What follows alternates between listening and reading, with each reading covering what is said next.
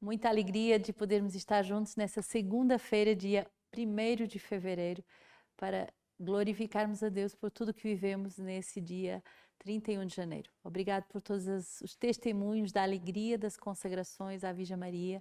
Obrigado por todos aqueles que nos mandaram as suas ações de graças, por todo esse percurso feito de preparação para a consagração à Virgem Maria. E também tem outras pessoas que foram pegando essa formação ao meio e que vão se preparar nos próximos dias. Todas essas pessoas estão no nosso coração e é com muita alegria que queremos vos assegurar da nossa oração.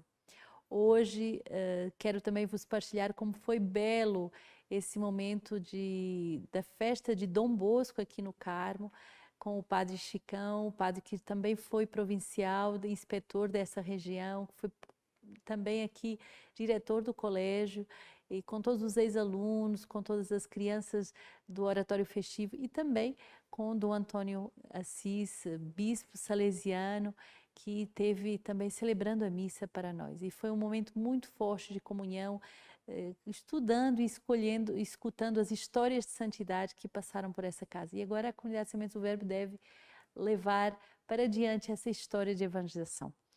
Quero agradecer também por todos os consagrados que no mundo inteiro celebram com muita seriedade esse terceiro dia do Tríduo da Vida Consagrada e quero dar graças por toda a fidelidade na vida consagrada, na igreja e também na nossa comunidade. As irmãs da África, os irmãos da África consagrados, da Bélgica, do Canadá, de Portugal e tantos lugares do Brasil, muito obrigado, muito obrigado pelo vosso sim e a vossa doação. Hoje a palavra de Deus é Hebreus 11, 32 a 40. Nós temos feito uma leitura muito bonita dessa carta aos Hebreus e você pode agora abrir a sua Bíblia e acompanhar. Que mais devo dizer? Não teria tempo de falar com pormenores de Gedeão, Baraque, Sansão, Jefté, Davi, Samuel e os profetas. Estes, pela fé, conquistaram reinos, praticaram a justiça, viram-se realizar as promessas, amordaçaram a boca dos leões, extinguiram o poder do fogo, escaparam do fio da espada, recobraram saúde na doença, mostraram-se valentes na guerra, repeliram exércitos estrangeiros. Algumas mulheres reencontraram os seus mortos pela ressurreição. Outros foram esquartejados e recusaram o resgate para chegar a uma ressurreição melhor.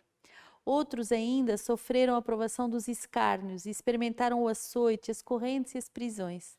Foram lapidados, foram cerrados e morreram assassinados com golpes de espada. Levaram vida errante, vestidos de peles de carneiro ou pelos de cabras, oprimidos e maltratados. Sofreram privações. Eles, de quem o mundo não era digno, erravam pelos desertos e pelas montanhas, pelas grutas e cavernas da terra. E não obstante todos eles, se bem que pela fé tenham recebido um bom testemunho, apesar disso não obtiveram a realização da promessa. Pois Deus previa para nós algo de melhor, para que sem nós não chegássemos à plena realização. É bonito ver, e continuamos nesse carta aos Hebreus, nesse capítulo 11, o elogio à fé, as maravilhas que a fé faz. E hoje temos a graça de uma fé que nos faz conquistar reinos, praticar a justiça, realizar as promessas, mas também nos protege. E olha que bonito, da boca dos leões, do poder do fogo, da espada, das doenças, das guerras, das mortes, de tantas perseguições que passam por serem esquartejados, por serem escarnecidos, por serem açoitados, acorrentados, aprisionados, lapidados. Tantas dores que a fé, ela é como que um antídoto, ela é como que uma grande proteção. Homens e mulheres de fé são capazes de, apesar de serem perseguidos, continuarem e perseverarem até o fim. E é bonito porque a fé vai fazer com que possamos dar um bom testemunho, mesmo quando somos caluniados, quando somos perseguidos, quando tocamos essa bem-aventurança da perseguição. Então peçamos essa fé firme, essa fé dos mártires, essa fé dos testemunhas que vão até o fim, essa fé dos santos, que mesmo passando por grandes dores, grandes perseguições, não perdem a graça de darem um bom testemunho. O Salmo 30, 31, você pode acompanhar. Senhor, como é grande a tua bondade. Tu reservas para os que temem a ti e a concedes para todos os que ti se abrigam. Diante dos filhos de Adão, tu os escondes no segredo da tua face, longe das intrigas humanas. Tu os ocultas na tua tenda, longe das línguas que discutem. Bendito seja o Senhor que por mim realizou maravilhas de amor numa cidade fortificada. Quanto a mim, na minha ânsia, eu dizia, fui excluído para longe dos teus olhos. Tu, porém, ouvias a minha voz suplicante quando eu gritava a ti. Amai o Senhor, seus fiéis todos. Amai, o Senhor preserva os leais, mas retribui com usura os que agem com soberba. Eu gosto muito desse salmo e fico tão tocada quando o Senhor realiza por mim maravilhas de amor. Termos essa consciência de todas as maravilhas de amor que Deus realiza por cada um de nós. Termos a consciência de tudo que Deus faz por amor a cada um de nós, como graça de proteção, como derramamento da sua bênção, como graças muito profundas de chamado, de proteção, de vitória em nossas vidas. E olha que bonito, o Senhor preserva os leais. E eu queria hoje falar muito dessa graça da lealdade. Um coração leal é um coração reto, é um coração que não é duplo. É um coração que, diante da pessoa, diz uma coisa e atrás vai dizer exatamente a mesma coisa.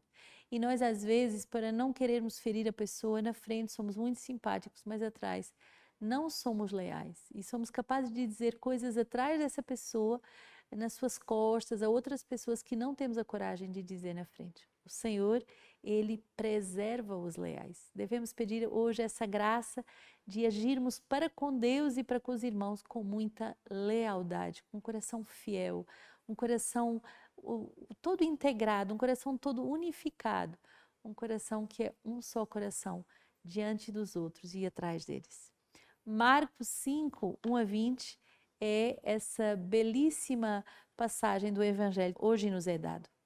Chegaram do outro lado do mar, à região dos Genezarenos, e logo que Jesus desceu do barco, caminhou ao seu encontro, vindo dos túmulos, um homem possuído por um espírito impuro habitava no meio das tumbas e ninguém podia dominá-lo, nem mesmo com correntes.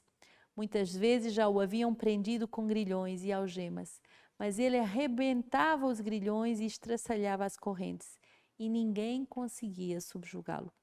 E sem descanso, noite e dia, perambulava pelas tumbas e pelas montanhas, dando grito e ferindo-se com pedra. Ao ver Jesus de longe, correu e prostrou-se diante dele, clamando em alta voz: Que queres de mim, Jesus, Filho de Deus Altíssimo? Conjuro-te por Deus que não me atormentes. Com efeito, Jesus lhe disse: Sai deste homem, espírito impuro. E lembrando-lhe: Qual é o teu nome? Respondeu: Legião é o meu nome, porque somos muitos. E rogava-lhe insistentemente que não os mandasse para fora daquela região. Ora, havendo ali, pastando na montanha, uma grande manada de porcos, rogava-lhe então, dizendo: Manda-nos para os porcos, para que entremos neles. E ele o permitiu. E os espíritos impuros entraram nos porcos, e a manada, cerca de 2.000, se arrojou no mar, precipício abaixo, e eles se afogavam no mar. Os que os apacentavam fugiram e contaram o fato na cidade e nos campos, e correram a ver o que havia acontecido. Foram então até Jesus e viram o endemoniado sentado, vestido e são juízo, aquele mesmo que tivera a legião, e ficaram com medo. As testemunhas contaram-lhe o que acontecera com o endemoniado e o que houve com os porcos. Começaram então a rogar-lhe que afastasse do seu território.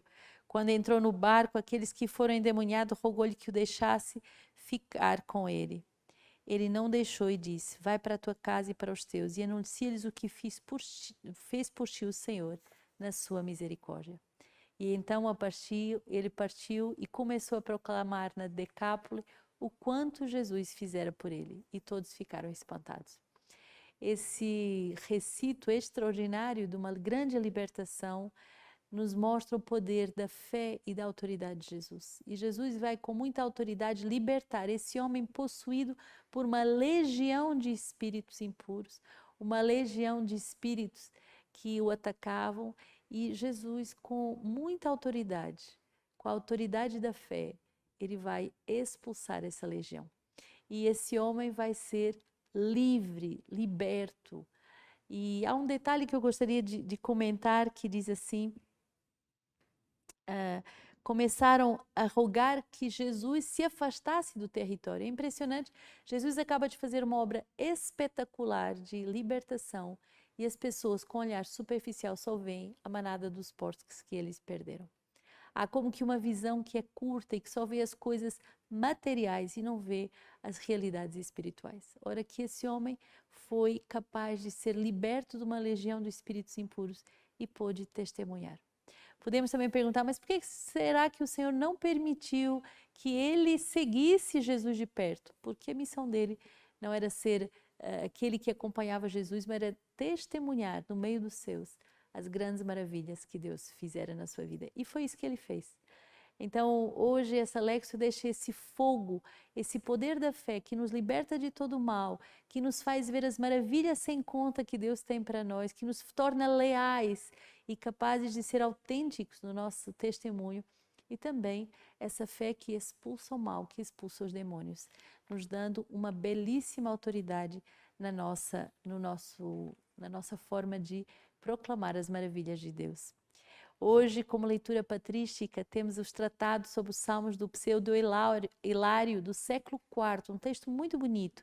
Diz assim: vede como é bom e alegre habitarem juntos os irmãos.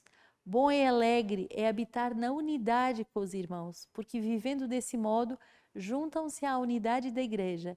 Dizendo-se irmãos, concordam na caridade de um só querer. Já na primeira pregação dos apóstolos existia esse grande preceito, conforme lemos: todos os fiéis possuíam um só coração e uma só alma. Convém, portanto, que o povo de Deus seja de irmãos em um só Pai, uma unidade em um só Espírito, vivam unânimes em uma só casa, sejam membros de um só corpo. Bom e alegre é habitarem os irmãos na unidade.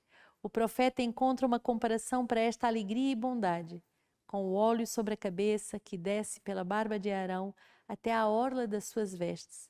O óleo de Arão foi um bálsamo composto de perfumes que o ungiu por sacerdote. Agradou a Deus que assim, primeiramente, fosse consagrado seu sacerdote. Nosso Senhor também foi ungido invisivelmente, de preferência a seus companheiros. Unção não terrena, não derramada de um chifre, como ungiam os reis, mas a unção de um óleo da alegria, depois da qual a lei, Arão foi chamado de Cristo, isto é, ungido. Então esta unção expele os imundos espíritos do coração de quem a recebe. Também pela unção da caridade começamos a exalar a concórdia, tão suave a Deus como diz o apóstolo. Somos o bom odor de Cristo. Assim, pois, a primeira unção e de Arão, sacerdote, foi agradável a Deus. Do mesmo modo, é bom e alegre habitarem os irmãos na unidade. O óleo desceu da cabeça à barba. A barba é o distintivo da idade adulta. Não é bom sermos crianças em Cristo, a não ser, como se disse, crianças na malícia, não no entendimento. O apóstolo chama a todos os infiéis de criancinhas que ainda não suportam o alimento sólido, precisam de leite. Ele diz: dei-vos leite a beber e não alimento sólido, pois ainda não eras capazes, e nem mesmo agora o sois.